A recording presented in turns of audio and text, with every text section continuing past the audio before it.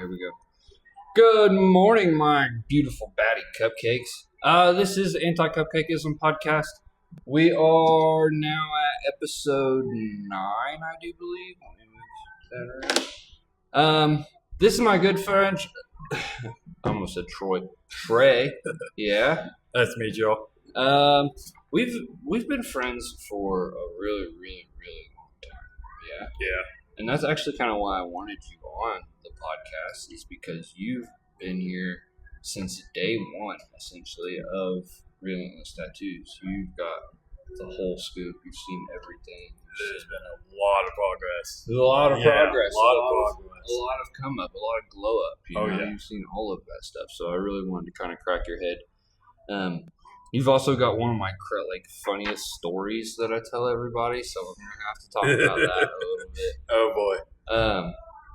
So yeah, we've got a lot to talk about today. Actually, I'm super excited about this one. Excited to be here. Yeah, honestly, as soon as I started talking about doing a podcast, you were one of the first ones. I was like, I gotta get him on. He's gotta be on here.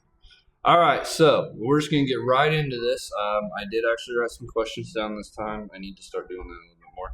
I also, we're gonna take a small section of these podcasts, and I'm gonna start doing current events and current topics, and we're gonna kind of talk about some of those too. Oh boy, yeah, I love it. Yeah. Oh yeah, that's good stuff, man. Yeah, I want to get your thoughts on some of this stuff. So we're gonna get right into it. I want you to break down because I've talked about it with a lot of different people, but I want you to kind of break down each one of the different shops. Yeah, so let's start with shop number 1 in the Lotus House, and where you. Oh boy. You want to talk about walking into a salon? You're like, they do tattoos here? And the Lotus House is so zen, there's flowers everywhere and classical music, and it's not your typical tattoo shop by any means. No. It's very I'm walking into go get my nails done, not get a giant section of my calf tattoo.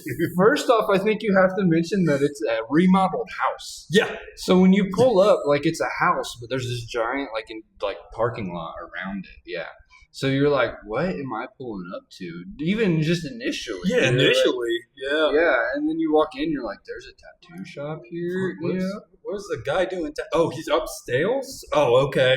Where's the staircase? And what's crazy is there's still a tattoo artist there. Yeah, it's wild to me. Yeah, which actually, I think there's a couple of them, because isn't this the stick and poke artist over there too? That I don't know. I think so. I can't remember her name. She's a fantastic artist.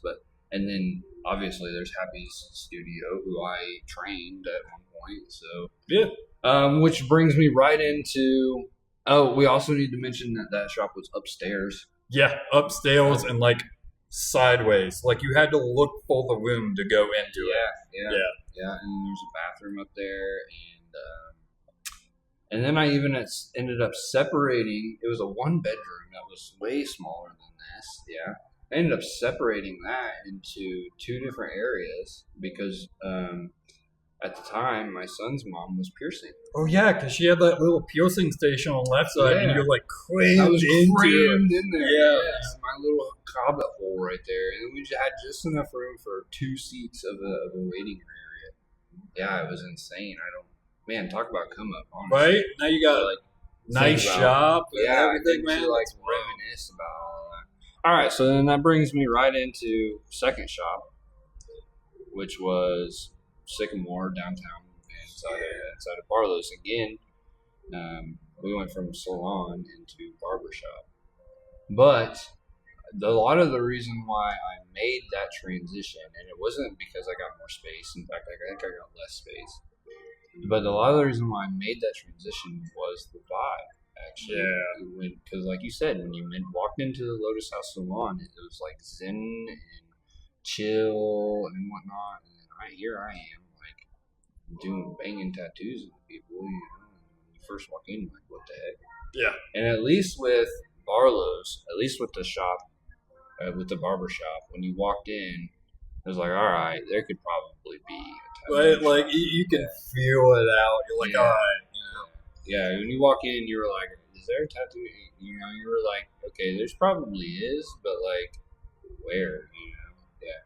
So, but again, we outgrew it so dang fast. I think that was less than a year, or like really close to that year mark. And honestly, and that's what I'm so scared of doing in this shop is I ran out of room so fast, and then I got stagnant, and there was nowhere for me to grow. And then I got stuck there for a while because I was content and I was comfortable and I was paid, you know, and I was fine. And then before I knew it, and so I was like, well, what am I going to do now? Right. But as far as general vibe of that shop, I will never forget that point in my life. It was a fantastic vibe hanging out with the barbers. Oh yeah, for sure. Yeah, it was always a good time. It was always a good time in there. Yeah, it was always a good time. And I did end up having a little bit more room because we had the separate piercing room. So then that got my son's mom kind of out of my way, so that it still ended up splitting the room, so where we had two artists. So then we went from two of us to three of us. But even then, it was maxed out and it was chaotic even. Oh yeah. I mean, one thing I really liked about that shop was the wall of all the sketches with all the tattoos I was getting done. Because like every time I came in there, man, it was more bangles on the wall where it's like, that's rad. And people love that, and people do comment on that and like, man, I wish you would bring that back and yada yada yada. You know, honestly, what ended up killing that? Was our stencil printers switched to Bluetooth. Oh, that's what ended up killing that. Because before, with the thermal printers, you had to print out your stencil on a normal piece of paper, on a normal copy sheet of paper, and then you had to feed that through with the transfer paper. Well, then you were left over with this printout.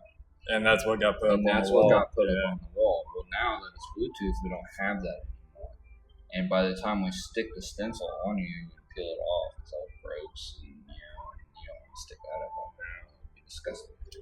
So that's honestly what killed that. So now it's kind of like, and everyone talks about that. Anyone that remembers that, they're like, man, I miss that so much. You had this whole wall full of just stencils. And I loved it too, to be completely honest. But it was honestly so not cost effective to have to print all that off. Yeah. No, I'm sure that kind of ate at it after, doing the ink, the printer ink, and then the printers. I went through so many printers. Like, yeah, it was a lot. And then if the printer died, we were dead in the water. You know, if either one of the printers died, if the stencil printer died or the regular printer died, all right, and then we were dead in the water. So, and now it's now each one of us have our own stencil printers. So it's like if mine were to take a crap, then I just send my stencil over to Hannah and I'm like, hey, will you print this off for me real quick because my stencil printer took a crap. I'm about to order a new one tonight. You know, and now I have 5 backups. Right, you don't have to worry about it. Yeah, we don't have to worry about it. It's not a problem. In fact, what our problem is now is we eat through so much stencil paper now that if we're not paying attention, we'll run into instances where we don't have stencil paper. It's a good problem to have. That is a good problem to have. It's a really good problem to have. Very good problem to have, yeah. So now I keep a massive stock of stencil paper, and I even keep an extra little pack at my house just in case. A little backup, yeah. It's always nice to have those little backups. Right. So now that brings us to this shop. We're coming up onto our 3 years into this shop. And I would honestly like to say at this point that it is very close to being done to what I had always imagined. There are small little things, like I want a little bit nicer of a waiting area. Not that this is bad, but it's just a lot of it's old and cobbled together the best that I could. Whereas I'd like to actually spend some money onto it now. We're getting ready to have floors polished. I don't know how well they're going to look, but they're getting polished. They're going to do the best they can with them. Which I got that on a tattoo trade, so I'm super cool about that. And then this little corner over here by Sammy just needs filled in a little bit more. And then Tori's room needs decorated a little bit more, but that's on her, that's not on me. Right. So I'm still trying to work on the sign that's going in the front window. and Tori's got to do some signage. Really trying to work on our products and our merchandise right now. Getting into e-commerce, so expect that and the website and all that. So yeah, now we're here in this shop, and it's just talk about for just a second, because I don't think that a lot of TikTok and a lot of the podcast doesn't know this, but you do. So just this shop. Let's talk about the progression of this shop. Started off from moving from a small room, like out of the barber shop, into this is a lot more evident to see the growth, like just the exponential growth, and it's really cool to see, especially, me being friends with you and all. Right. Like, it's hell yeah, Right? But first, when we first came into this shop, it was just me and Hannah. Yeah. And, like, I had to paint every wall, the ceiling.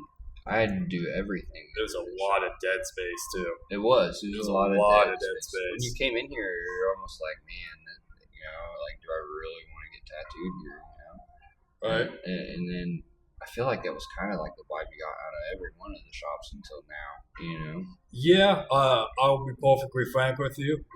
First time going up to the Lotus House, I was like, man, I really hope this guy doesn't just go living hell out of my leg, But and I knew that this whole time, just like dreaming and that people would trust me enough, and they got it worked out. Yeah, dude. I mean, I'd say a little bit.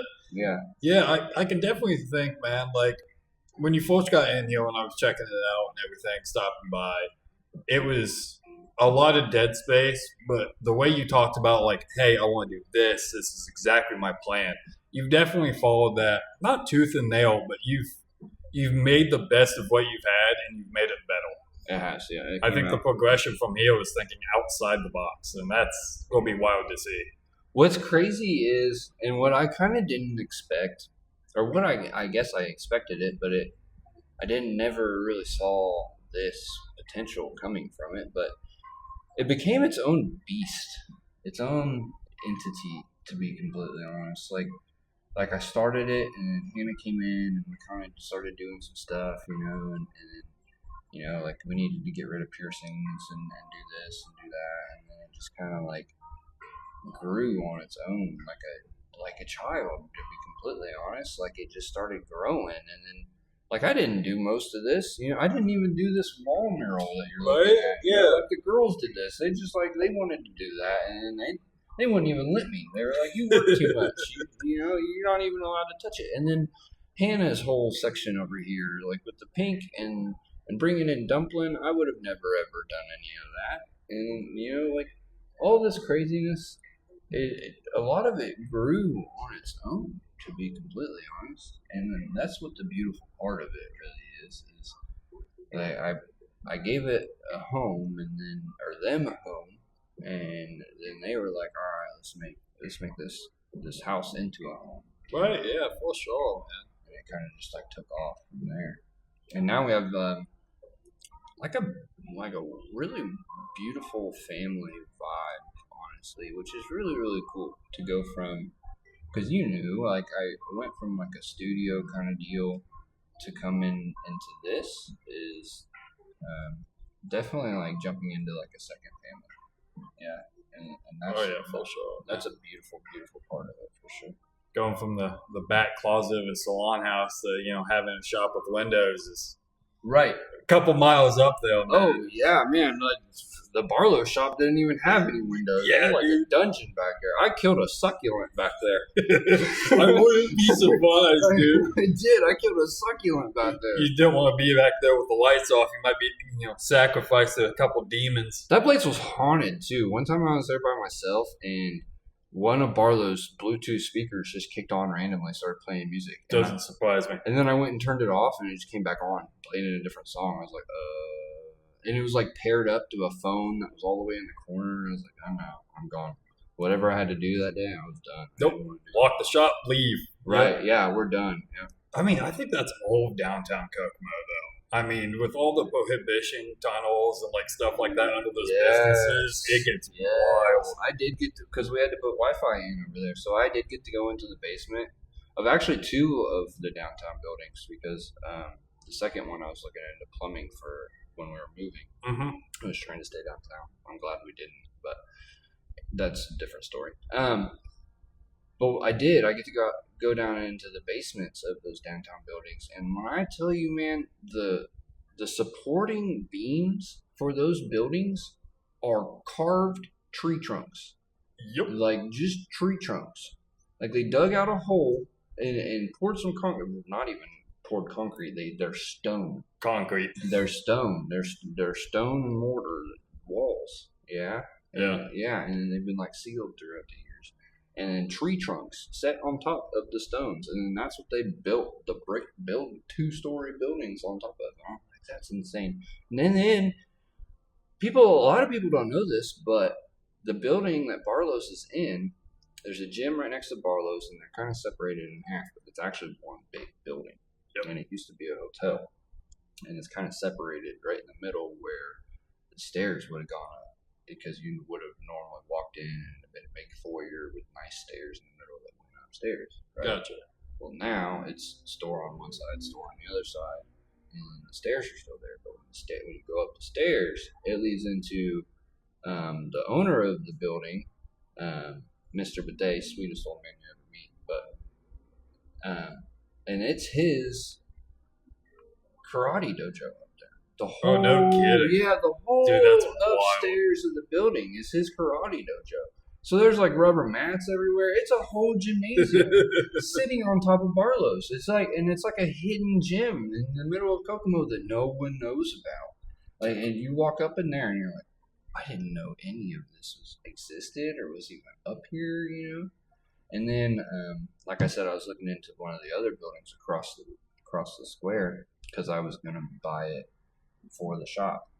And then upstairs from that building there was a full 2-bedroom house. I mean, I guess you could call it an apartment or a duplex maybe. I don't know, but it was a house.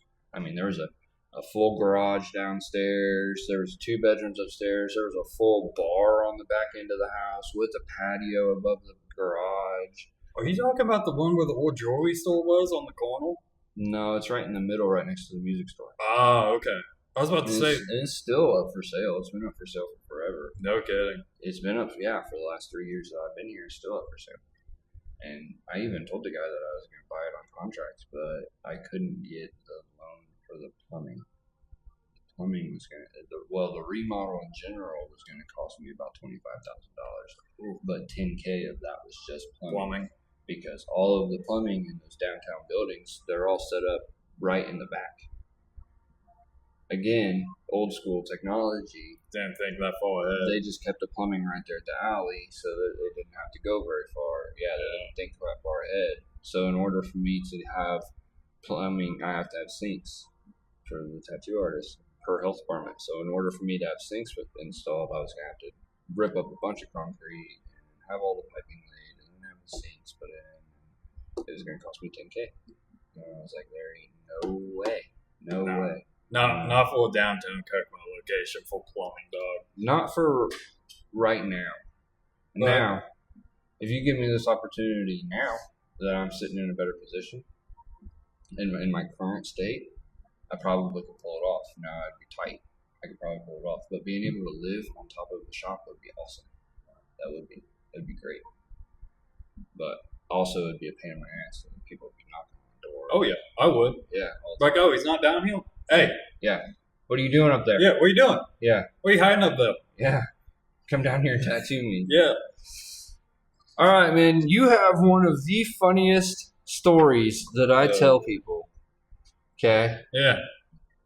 Anytime someone asks me, what's the craziest tattoo that I've done, I usually subcategorize it, and I'm like, well, I haven't done it yet.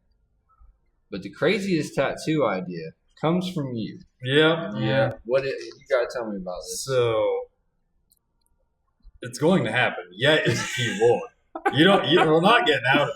I'm just waiting for you to grow to a point where you kind of forget about it. We got all these windows now. You should have done it in the Barlow shop. No. We got to show God's great oath about this. We're gonna end up doing it's a heavenly tattoo, if we will. We're gonna end up doing it outside. Hey, on that table right there. There's not enough foot traffic, man. You know, put a little welding curtains or something. Not enough foot traffic. Oh my gosh. Start calling you Bonnie Blue. Oh, come on. Now. You gotta tell that. I don't even know how this started as a conversation. I think I was just bullshitting with you. And I was like, hey, what's the craziest tattoo you've been offered so far? And you know, the standard weird butterflies and all that. I was like, you ever tattooed a taint before? Just out of the blue. Yeah, that's just the type of guy I am. And it is blown up from that standpoint, from that little comment. So now there's a tutu involved. There is a fucking whole event going on with this. And you're going to do it for 500 single dollar bills. And that was the agreed upon amount. We went from $10,000 down to $25,000, and then you just keep badgering from there, you know, over the time period we've known each other. I keep forgetting the quote, and I feel like it keeps getting smaller and smaller. Like $400, right? It'd be one heck of an advertisement video. Oh, I don't know if I want the advertisement done. It's my precious squirrel, man, you know. Get me kicked off of YouTube. Oh, for sure. I have to get like a sticker or something. A little like copy plant over the camera, you know, blow it out. You didn't even tell them what the design was. You gotta tell them what the design. I think we're still deciding on that. I thought you were doing Hypnotoad from Futurama. I'm still debating, you know, because like Hypnotoad is hypnotized by the balls, you know, it's pretty solid. But I also think Little Mac uppercut towards the ball sack would also be pretty solid, you know. Oh goodness! Full color, so he's got to really dig in now, you know. I do want like a full color American traditional boxer, dude, right on my inner thigh. Dude, I'm telling you. With speed bagging it, you know. I think that would be great. I think just a little whimsical tattoo. Look, man, like people nowadays keep fucking coming up with the whole like tattoos have to have meaning. No, they don't. It's your body. You do what the hell you want. I do think you just gotta have fun with it, you know. For sure, man. You just gotta have fun with it sometimes. I think that might be an extreme. Yeah, now extreme is a little bit harsh here. Okay, nothing wrong with a good old little Hypnotoad, you know. A little Hypnotoad, yeah. You're right. Yeah. I love the fact that he's. I think one of those little like the right there, like gotcha. That would be pretty good. That's pretty good too. Like gotcha. There's two on the shoulder. Oh man. I think the funniest part about that is I could get that tattoo and walk through my normal day and no one would know. They would have no idea. No idea. Other than like the first 2 weeks you'd be walking funny. Oh yeah, first 2 weeks, dude. I'm not leaving the bed. I don't know how well it would stay. You know? I'm sure there's touch-ups involved. I'm sure there is, to be honest. Like I don't. I know you're trying to stay away from it. I'm sure there's some chafing involved and all kinds of. Man, that healing process is not going to be fun.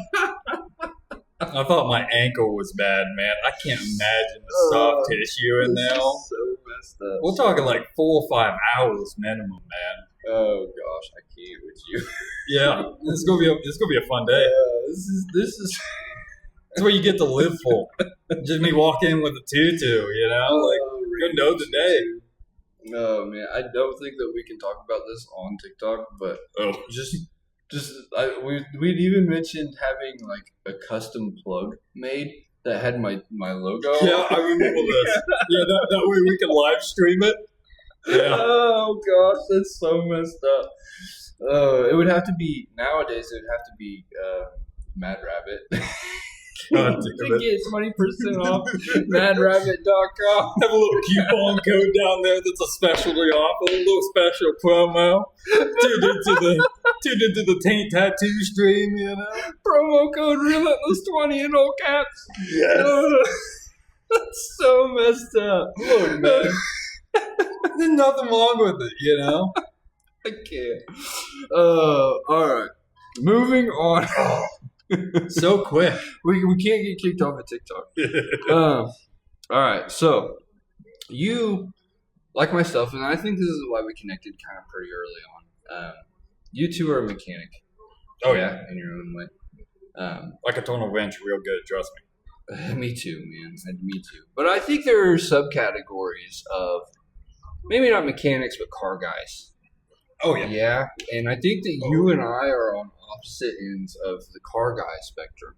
Yeah, because I feel like I take more of like the badass, like American Muscle and Harley, and whereas you're like JDM and sports bikes. Oh yeah, for sure. So we're I on like to go fast. Yeah, we're on. I'm sorry. I'm like to go slow. And big V8, weighs 4,800 pounds. Oh, I got the 60 today. I mean, it took me 2 hours. It's very accurate. I love those cars, too. I do love the big old boat of a car, dude.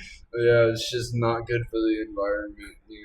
I do love those cars. I have a special place in my heart for American Muscle, but like I have involved myself with the Japanese domestic market so much, and I have mad respect for the Japanese market because they are really, really fast and ingenuitive in what they're doing, like freaking VTech, bro. Yeah, VTech, VTech, bro. So I will say super innovative.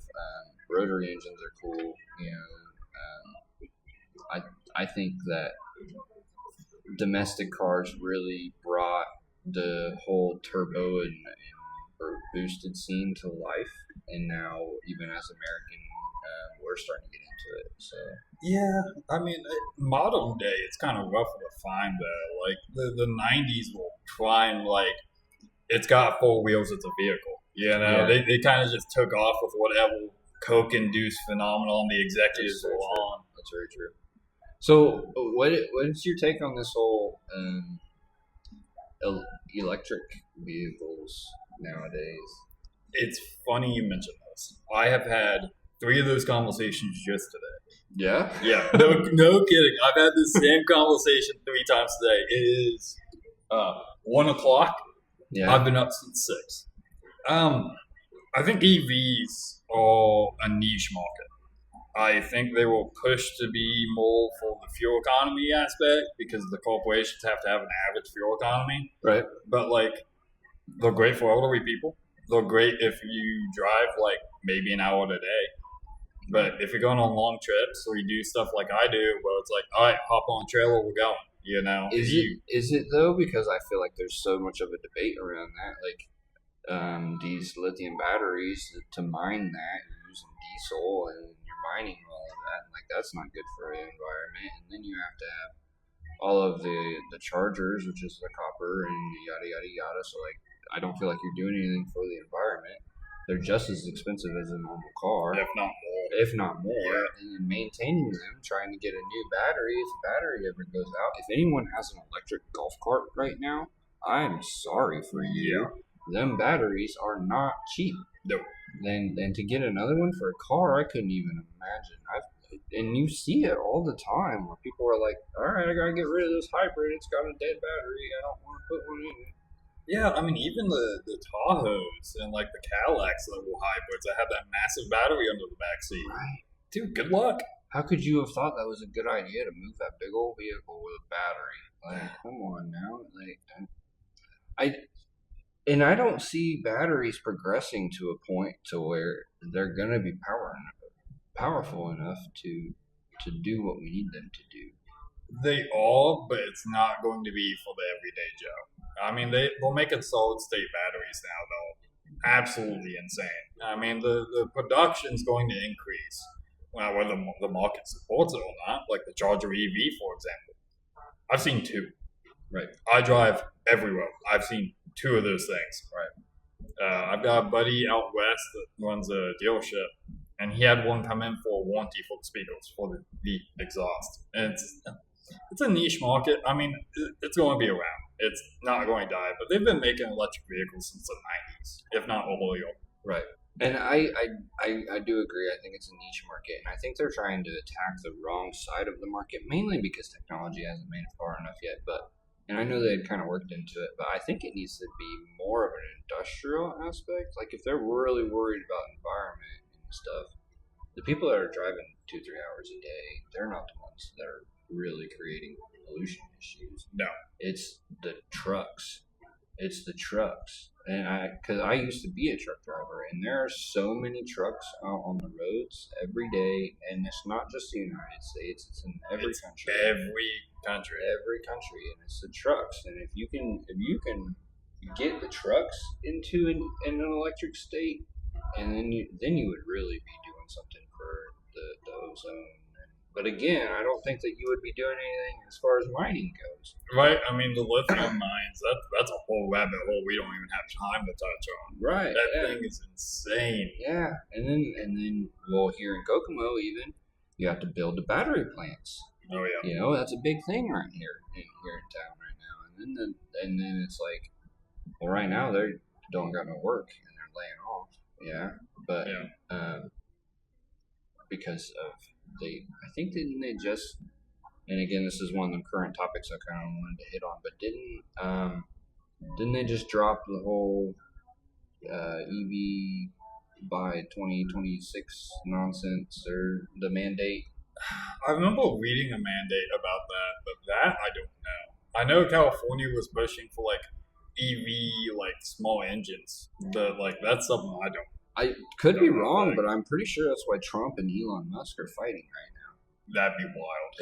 I'm pretty sure that's why they're fighting right now. It's because Trump dropped the EV mandate, and Elon Musk, who obviously would have had a lot of stock into that, he got pissed off and started outing Trump on Twitter X, whatever it is now, and saying that he was involved in the Diddy videos and all that nonsense. Which, before we get into all that, but yeah, that's apparently why they're fighting and why there's not a mandate anymore. And now, whether Trump got rid of the mandate to get at Elon, I don't think so. I think he just realized that, hey, like this isn't. There's no way. I mean, I don't know about you, but I don't know a lot of people are going to go drop $40,000 on a brand new EV. They can't go drop $5,000 to buy a used car. Well, it's going to be one of them things, kind of like gun control, where like if they come knocking on people's doors and like, all right, we're taking your gas vehicle, you are. Like you know, right now, if you need some backyard diesel, I'll be the guy. Right? Yeah. We're making race gas. Yeah, we're making stuff. Oh yeah. Ooh, speaking of making gas, have you seen the guy on TikTok that's been making plastiline and plastic diesel? That dude's getting candied. Yeah. 100% that dude's gonna be candied. Yeah. Yeah, that stuff's wild. That's a whole rabbit hole of just wild. I think if it can be mass produced, but I think he needs to start hiring protection teams. If he's actually doing it, he's getting Clinton or candied real quick. Yes, he needs to be hiring the biggest that cannot be bought. And like, oh man, or maybe like his biggest cousin or something needs to be following him around. Yeah, he needs to start living in the Appalachian Mountains because his life expectancy, if that's true, went from about a heel to 6 feet under. Yes. Yeah. Yep. There are big oil companies that are going to be after him. Oh, big time. Gosh, I am not convinced that big oil companies aren't the ones running the world, to be completely honest. I mean, big business has been running the world since before the United States was the United States. You're probably right. It's probably Dutch trading company and all that. It's probably evolved away from oil. I think oil definitely started a lot of American, but I think you're right. It's probably evolved. It's probably evolved into technology. It's probably Apple and Samsung. Well, honestly, at this point, it's more like the private equity funds, man. Yeah. I mean, I think they own something like 80% of the active stock market. I wouldn't be surprised. Wouldn't be surprised at all. I'm just a poor mechanic in Kokomo. I don't know nothing about that. Yeah, no idea. Don't worry, CIA. I'm not shooting up any markets anytime soon. Yeah, no, it's just some crazy dude. Have you been paying attention to the Iran and Israel? Yeah. What's your take on that? They've been fighting for centuries. I think the Donald Trump quote of them not knowing what the fuck they're fighting for anymore is pretty accurate. Yeah. But also, it's all tax dollars filing at all tax dollar equipment. So yeah, it's like, do we need to be involved? I mean, it's. I understand the concept of it because everybody's worried of like the whole nuclear weapon thing, and it's like, well, we have nuclear weapons. Right? It's like, cool, man. You got the cool rocket in the background. Well, it's also, yeah.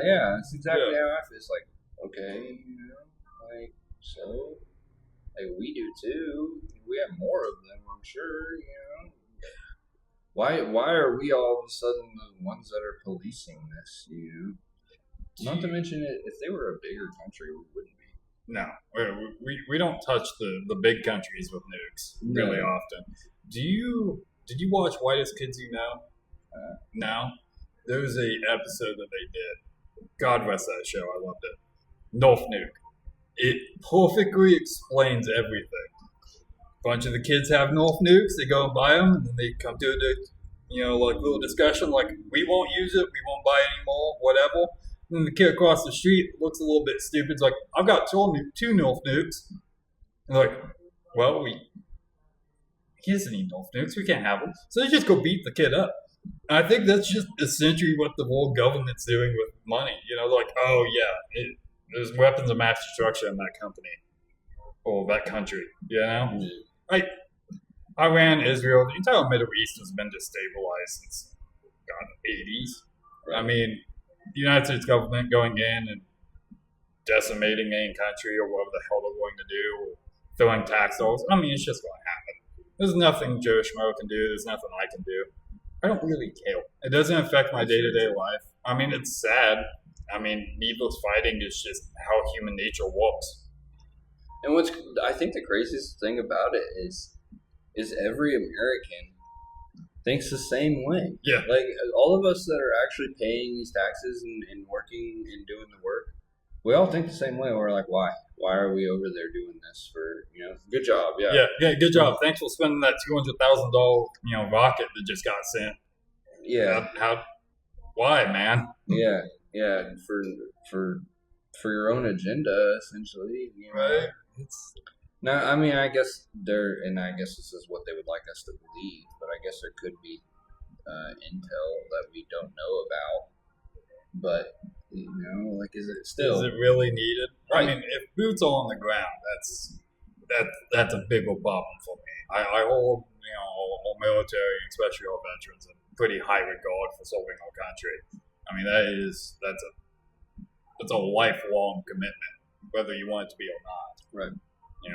But it's just needless fighting, government spending.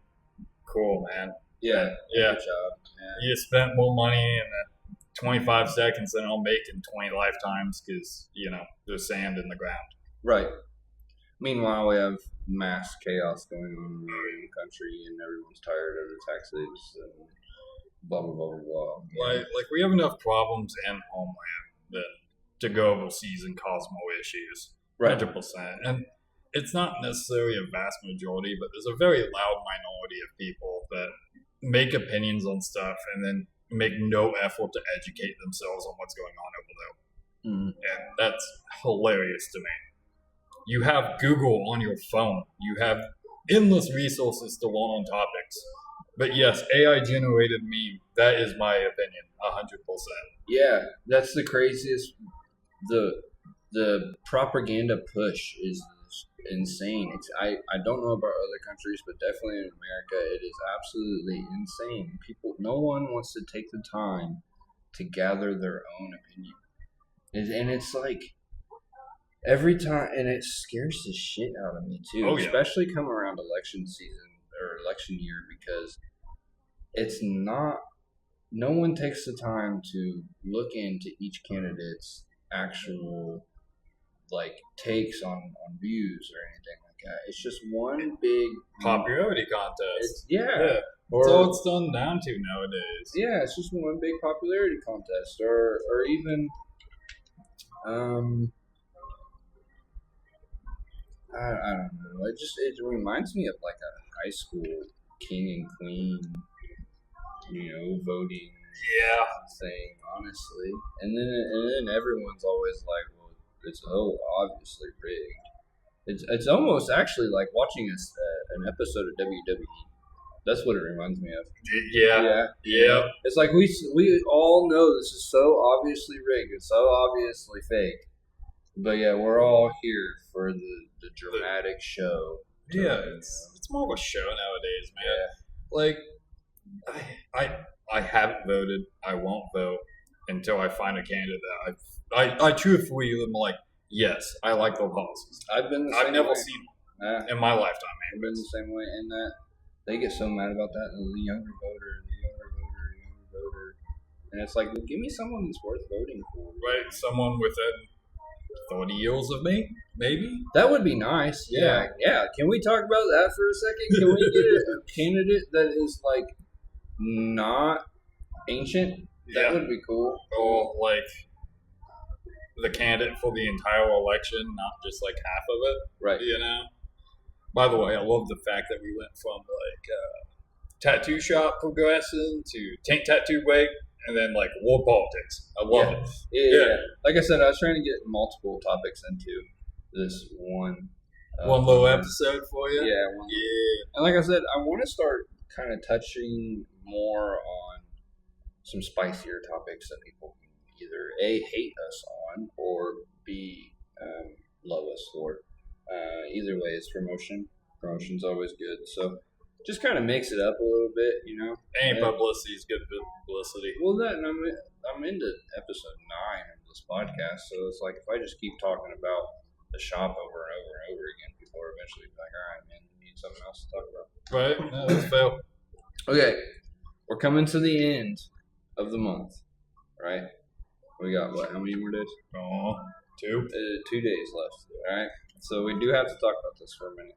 It is the end of Men's Mental Health Awareness Month. Yeah. I hate this month. I do too. I hate talking about it. Yeah. It's awful. What, 600,000 in a day? I think that's a statistic. Yeah. I've seen. Now watch what you say, okay? Because we can't say the S word. Okay. Yeah. I've seen one post about it. Yes. One. And then it's like we cover it up with what else is it? It's also Pride Month. Yep. And it's like, really? Now, I know Pride Month was first. But it's like, could we have not put Men's Mental Health Awareness Month onto a different month that doesn't have something going on? Well, just like more of a. I mean, it kind of proves its own point. There's a lack of care around it, man. Yeah, no one cares. No one cares at all. No. They're like, all right, man, pick up your bootstraps. It's like, I know you can't afford food this month, but keep going, bud. And it's such a, because I went through this I think it was about last year actually, where I had a good friend of mine that I went to high school with, and I had been tattooing him for a while, and he was, coming in here and talking about the things that he had going on, and I knew he was in a rough spot, and then all of a sudden he's not here no more. Right. And it's like, man, it's really, really, that was really, really rough. And it's almost like don't talk about it, And it's in a sense, it's like I'm sorry and I'm here for you, but what can I do for you? And I guess the question would be like, what would you do for somebody in that situation? I'm here for you. Like, I would always open my home up for somebody if they really needed it, or feed them or whatever. Right, and taking care of a fellow human being, man, it's a 50-50 thing with me. I mean, there's an aspect of awareness and the opening of conversation with like, hey man, there's I wouldn't say a lost group of people, but there's a lot of guys my age, because I get around, I talk to a lot of people, I'm in Kokomo, Indiana, but like I travel quite a bit, especially to the Midwest, and like somebody's broke down on the side of the road, somebody's in a ball, somebody's in a shop. I'm going up to talk to them. Right. Never know the story. And there's so many guys that just are lost. And this might be the vocal minority speaking up, but like the purpose of life is rough, man. There's a lot of guys, getting out of high school, getting out of college, and they just have nowhere to go. Home ownership, which is what I was raised up to believe was, top of the peak, is getting unreachable. Good jobs are getting unreachable. Yeah. I mean, the military is an option, but not everybody's built for the military. Right. And there's a lack of purpose. There's a lack of why am I here? And you have two sides all vocally against you. You go online, it's not like, hey, guys be guys, right? No, that's bad. Yeah, no, that's bad. You have a culture of toxicity, I believe is the correct political. Yeah, you're toxic. You're toxic just by being a man. Yeah. So it's helping them find a purpose, sitting there and just talking about it if they're open to. But most of the guys I run across don't. It's a silent battle, and if you outspeak it, it's typically used against you. I mean, it's a rough one. I think we should get back to brotherhoods. Community, man. Community, yeah. Or even just like, I hate to call it like men's groups because that sounds so. Yeah, that's old gentleman's club, right? Yeah.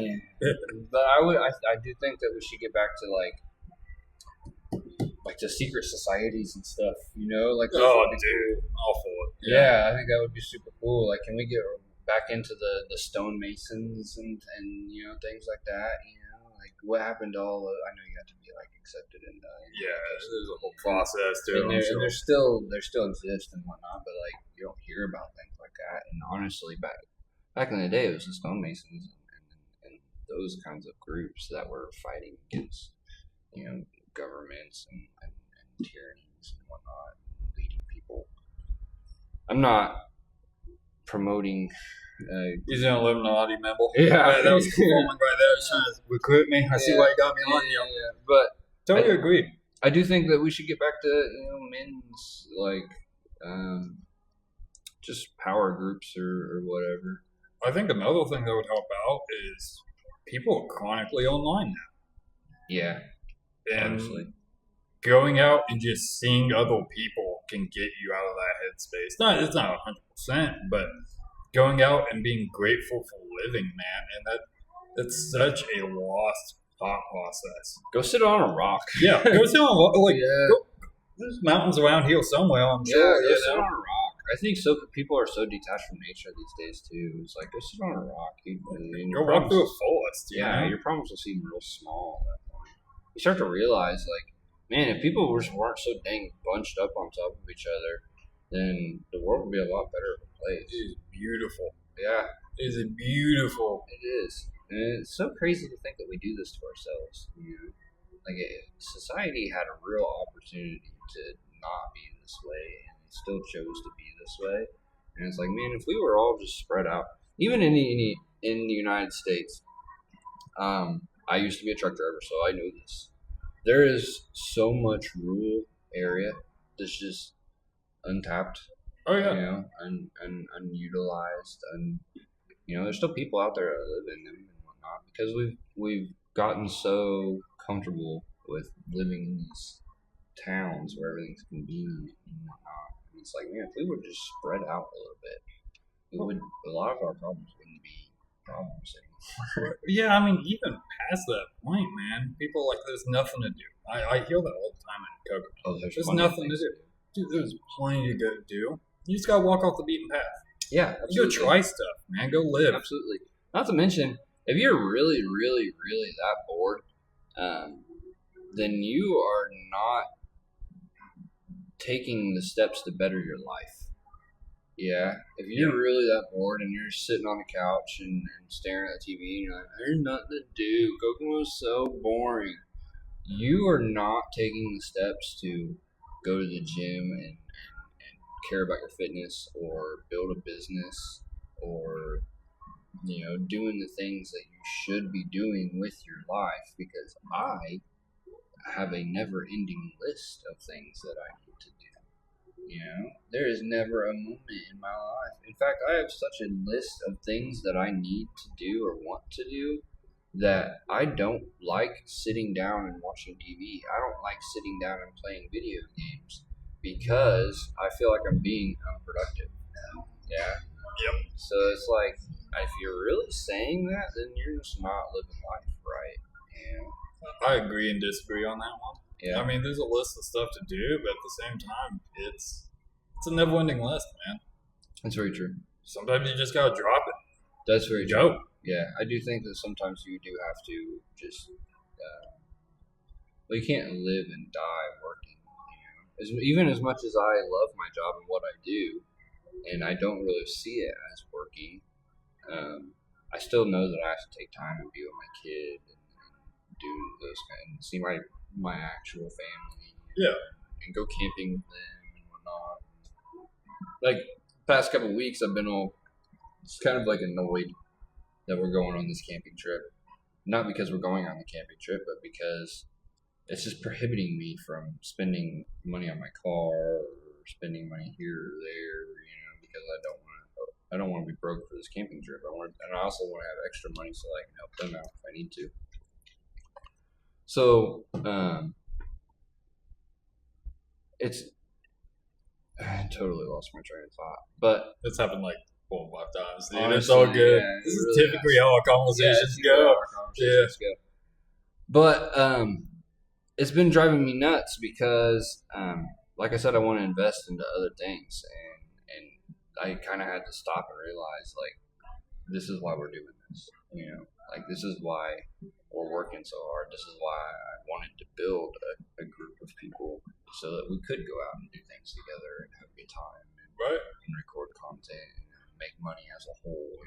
That's why I'm doing this. Is not only because I want to go and do great things, but I want to take my crew with me. I want to take my people with me, people I care about with me.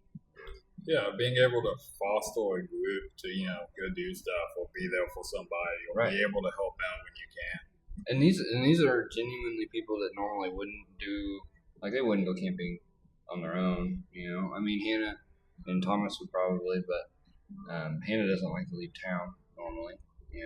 Melina and Sammy are pretty young, and Sammy's very much in town kind of girl, so getting them out of town. So it's things that they wouldn't normally do. It's definitely be a life memory for them. Like, they're never gonna forget going camping with their boss. Whatever. Whatever. Yeah. So, and that's kind of what I'm all about. I really like I said, bringing the family aspect to this, and being there for them. I guess I think that's a really cool kind of byproduct of what I do. Yeah, creating a family. Yeah, it's one of the parts that I love most about all of this. I keep getting distracted by it. It's starting to rain outside. Dude, I drove through hellish water oil coming up from southern Indiana. It was like 20 minutes of just beating and then nothing. Kokomo's the worst about flooding, too. Oh, yeah. It floods so bad around here. All right. Last question, because we got to wrap this up. Oh, boy. And this is the one I kind of preemptively told you about. I always try to preemptively tell people, because this is let's just spit out the question. What is your version of anti-cupcakeism? Whenever I have guests in, I always try to tell them that at least that one question before, so that they do have at least a little bit of time to think about it. So, what would be, in your own words, your own version of anti-cupcakeism? Anti-cupcakeism to me is stop caring about what other people think about you. It's your life. You go live it the way you want to. That's it. You only get one shot. Might as well go do something with it. Yep. And everyone's gonna have an opinion. Everyone's always gonna be like, I use myself for an example. When I first got into tattooing, when I first started to want to open up this shop, there was a lot of well, do you think your skills are good enough? And at the time, no. But how are you gonna get better if you don't jump into it? And then there was, well, how are you gonna get permitted? You don't even know what you're doing. you got to have your needles recycled. You got to have this and that, and it's like, well, yeah, I'll figure it out. Yeah, I'll figure it out one way or another. Head first all the way. Right. And you know what's one of the greatest parts that I've actually learned is if you can develop that mentality right there, the I'll figure it the fuck out mentality, you have a huge advantage over 98% of the population. Oh, 100%. Because like you just said earlier, there are so many people out there that are just too fucking lazy to give a shit. Well, they never saw somebody giving a shit to begin with. Yeah. There's, like you said earlier, we live in a day and age where the information is so readily available. You and I are about the same age. Yeah. We grew up in a time very early in our childhood where if you wanted to know how to start an LLC, you needed to go to the library and get a book and read the book. And then you had to get on the computer at the library and sit there for a couple hours and hope to God that someone didn't kick you off because there's a line, and then maybe by the end of that you might have had your LLC figured out.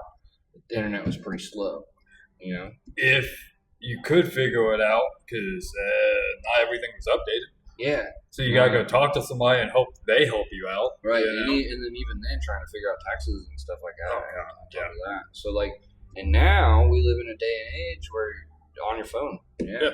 On your phone, honestly. Got 3 buttons. Well, yeah, you gotta put in a lot of information and stuff. Oh, I mean, but hit 3 buttons to get to something that you can look it up on. Yeah. And then now there's apps that'll do it for you and stuff like that, so it's like information is, in fact, I think we're probably have the opposite problem now where information is so readily available that you don't know what information is right and what's wrong or who's trying to scam you and who's not. Right, yeah. Misinformation's misinformation, yes. I think we have probably the opposite problem now that's so readily available. There's a lot of misinformation. So that's a whole other topic. But if you're trying to teach yourself something or if you're trying to do something, it's all it takes is to get up and to go do it, to full send, and to no matter who is talking shit, no matter what your circumstance is. Like, again, when I first got into this, the whole reason why I ended up starting my own shop is because I just got done truck driving. Yeah, I didn't want truck driving anymore. It was the end of COVID, the very tail end of COVID. Yeah. And I was going around and I was trying to find a shop that would let me tattoo. And there was nowhere. Because we had just gotten out of COVID. The shops really haven't even opened back up yet. Yeah, there was no business. There was nowhere, And I was so beat down about it. And I was like, well, I had the health department knocking on my door. And they're like, hey, you need to find somewhere to be legal. And then no other shops here in town. And it was getting to the point to where I was like, I either hang up my machines and go find something else to do or, or full send into this shit. Yeah, and it worked out. So, so I inevitably was like, fuck it, and I went and rented a spot and full sent into it. So, again, just coming back to, you can't be lazy. You can't let other people talk you out of it. You can't let your circumstance talk you out of it, or money or whatever. I think that's a lot of it. When I talk to people, a lot of times that's usually what is the prohibiting factor is money. If you wanted it, you would do it. You work with what you got. If you wanted it hard enough, you would make it happen. You will work with what you got. Harley Davidson was built in a shed. Yeah, there's a lot of companies that are built in sheds. Built in sheds, yes. You know what, man? I'm just tired of this. I'm going to go do something. I'm going to do something to change my circumstances. Right. Change the deck I was built. Right. I have a good friend of mine that actually he's been on the podcast, but I talked to him into starting his own lawn care business, and that was his big hold up too. He's like, man, well, I need this big old mower and all these weed whackers and a trailer and yada yada yada. And I'm like, start with what you got, man. Pick up your push mower and put it in the bed of your truck with an electric weed whacker, and run like that for small yards until you have the money to go buy the things that you need to do big yards. Yeah, you gotta start small and build your way up. Yep, you got a dream. You gotta work for it. Right. You got and this and having you on here even and talking about the progression of the shops, I think is a big example of that. Like you really have to start. Even before I met you, before I was in the Lotus House salon, I had a bedroom shop. Yeah, it was still the same way where it was set up as a shop. It wasn't a bedroom. I mean, it was a bedroom in my house, but it was a shop. I had the chair and the toolbox, and you were going full. Yeah, we were full sending into it, man. So that in a nutshell, I think you hit the anti-cupcakeism right on that. Yeah. I try my best. Yeah, I think you got it, man. Honestly. All right, we're gonna wrap this up. Melina just walked in. Hi, Melina. Hi. How are you today? Okay. Cool. And it looks like we're getting ready to get kicked off alive, anyways. So, thanks for watching. If you made it this far, thank you for being here. Thanks for having me. Yeah. Thanks for coming Friday and then me messing you up and then having to come on Sundays. I want to mention that real quick. I think I'm going to have to start recording these podcasts on Sundays instead of Fridays, mainly because my kid is not in school right now and I have him on Fridays. So it's getting really, really difficult for me to record podcasts on Fridays. And also the shop usually isn't the busiest on Sundays, so it kind of works out better for these podcasts. So if you made it this far, thanks for watching. Thanks again. Bye. Peace out. Have a good day.